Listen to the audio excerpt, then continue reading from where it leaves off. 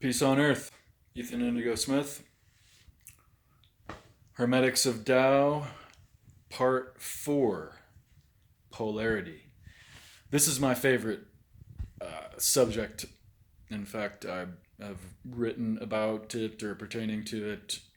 I've been practically every article I've written and most every book.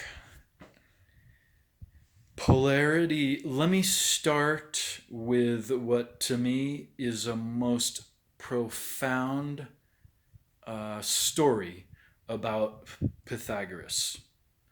Pythagoras learned about numerology and mathematics from the Egyptians, and we still learn about Pythagoras math today. The Pythagoreans were all about self-development, although there are stories about them being, kind of weird and what have you. Um, I'm sure all kinds of weird stories. But one of the stories about Pythagoras really sticks out to me. And when I heard it, it revealed to me a profundity and a divinity and a real authentic humanity approach, and even street divinity, if I could dare put forth such a phrase.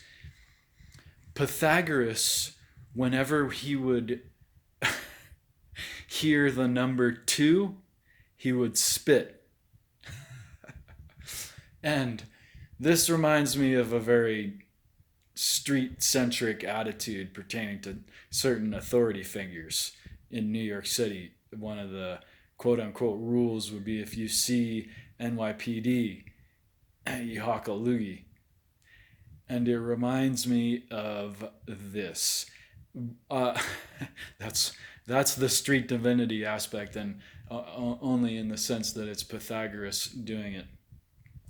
Whenever the two would come up, Pythagoras would spit because, like many authority figures, the two is about division, right? And alchemists, Hermeticists, Taoists, and those who practice self development are about unity. Okay, so remember how Pythagoras related to two, and now let's break down polarity. I think one of the biggest misnomers that is constructed in the idea of polarity, that's brought out of the Kybalion, is that equates to two. It does not. Polarity, it kind of looks like it might, probably it should be, if you look at it briefly, if you don't investigate, yes, certainly. And and now relating the Hermeticist idea, of polarity and the, I wouldn't say misunderstanding, but the surface understanding that brings forth misunderstandings, that there's two, right? Another not so beautiful coincidence, the polarity tenet is not number two, it's number four. Another misnomer that is directly put forth or brought about through its naming is that there are two parts of the Yin Yang symbol or the Tai Chi symbol. There's not two parts. There's two main parts that you see right away. And this is essentially why the Tai Chi symbol is not called the Yin Yang symbol in Chinese, right? It's called the Tai Chi. It's made up of yin and yang, but other things too.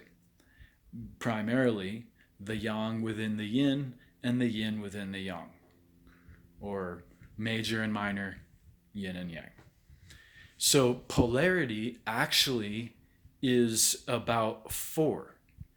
And if we just use let's start with the yin yang symbol.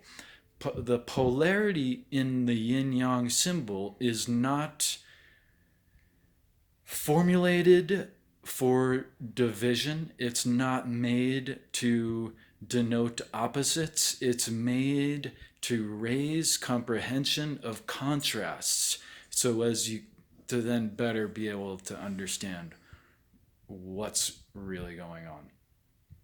Right? So polarity is not merely opposites. And actually, you could just throw the whole notion of opposites out the window. As the Kybalion correctly puts forth, it's not about the two that Pythagoras would hock a loogie over, right? And it's about the four, because it's about the overt and the subtle, the internal and the external, the major and the minor. So the yin yang symbol and its four parts, we break down. Another beautiful, what I call duality of polarity or set of four that illustrates the polarity concept beautifully is the Ohm symbol, right? The Ohm symbol, made up of four aspects in its symbolism and four tones in its enunciation. So Ohm is made up of symbols reflective of wake state and sleep state. Now this polarity, that's a simple way to look at what we do and what goes on. Awake state, sleep state. Okay. Continue on. Eventually, you'll find the more subtle polarity, right? The deep awakening and deep dreaming, right? And Buddha crossed the Sea of Mara to reach the fourth state of consciousness, which is, really that difficult to get to. But really, anyone can, with some patience and some practice, get to the third state, right? We're all capable of being there. Anyone could be in the fourth state too, but it takes a whole other process of which few have attained, as the story goes. Another really important set of four, which illustrates the polarity tenet beautifully, is arithmetic. All of mathematics is based on the four operations of arithmetic, right?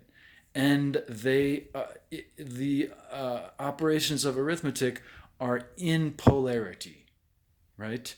Addition and subtraction are the overt polarity, and multiplication and division are the subtle polarity, right? And now applying polarity, the actual polarity system with the overt and subtle understanding will really blossom your comprehension of situations and considerations. So this is essentially what a lot of people are under, is under the spell of double think, as Orwell so beautifully put forth. Don't be a double thinker, right? Because this leads to actually holding two opposing ideas at once, and also being so ardent in one aspect of the idea that you actually uplift the idea that you're contrarian to. So you can see this being played out in politics with the Hegelian dialectic, right? Um, right and left, they argue, they present a synthesis, the thesis and the antithesis argue, and they present the synthesis, and we all are, no one's happy for it. You're right. Um, Whereas uh, there's always a nullisis, as I call it. There's always something else, right? And so to get out of their mainframe of doublethink or either or us and them thinking, you got to merely understand the subtle polarity, right? And that the polarity tenet itself, and even moving beyond it as a tenet, but just situational awareness, when you're able to comprehend this more subtle set of possibilities, the world is yours. Seriously, the book I wrote, The Matrix of Four, is all about the duality of polarity. And in exploring the polarity tenet in my book, The Tao of Thoth, I realized certainly that just the polarity tenet itself is a key to open up the world. Uh, and so, yeah, let's get rid of the doad or the two or the oppositional opposite constructs that lead to double think and spit it out, as the noble philosopher Pythagoras would. So I hope you'll look into that more, and maybe even please support my books or check out the other videos and so forth. And tell me your experience with polarity and the duality of polarity, or polarity not as opposite constructs, right, but as a way to unify, right? And that really is done by adding the subtle polarity with the overt or obvious polarity. So please break down some, if you have any thoughts or experiences with such, please share. Peace.